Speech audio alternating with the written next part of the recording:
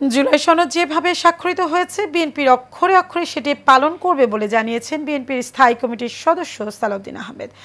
সকালে এক অনুষ্ঠানে অংশ নিয়ে একথা বলেন তিনি। তবে স্বাক্ষরিত জুলাই সনদের বাইরে চাপিয়ে দেওয়া যে কোনো কিছু জনগণ ও বিএনপির মানবে না বলেও জানান বিএনপির এই নেতা।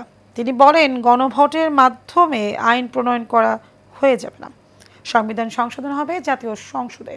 মোশাররফ তালুকদারের ক্যামেরায় কাজল আহমেদের রিপোর্ট। রাজধানীর শাহবাগের নারী ও শিশু অধিকার ফোরাম আয়োজিত মৌন মিছিল পূর্ব সমাবেশে বক্তব্য রাখেন বিএনপির স্থায়ী কমিটির সদস্য সালাউদ্দিন আহমেদ। নির্বাচনের দিন গণভোটের আয়োজনকে স্বাগত জানিয়েছে বিএনপি। তবে সালাউদ্দিন আহমেদ বলেন, গণভোটের মাধ্যমে আইন প্রণয়ন করা যাবে না, সংবিধান সংশোধনের জন্য অবশ্যই জাতীয় সংসদ গঠিত হতে হবে।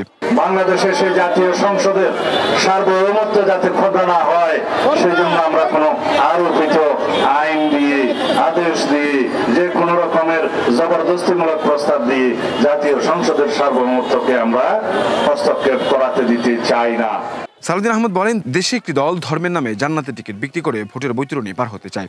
আমরা কি চাই নারীদের কর্মসংস্থান কমে যাক? তাহলে পরে যারা এই বক্তব্য দিচ্ছে তাদের উদ্দেশ্য খারাপ। তারা চায় নারীরা অন্দরমহলে বন্দী থাকুক, সমাজের অগ্রগতি তারা চায় না।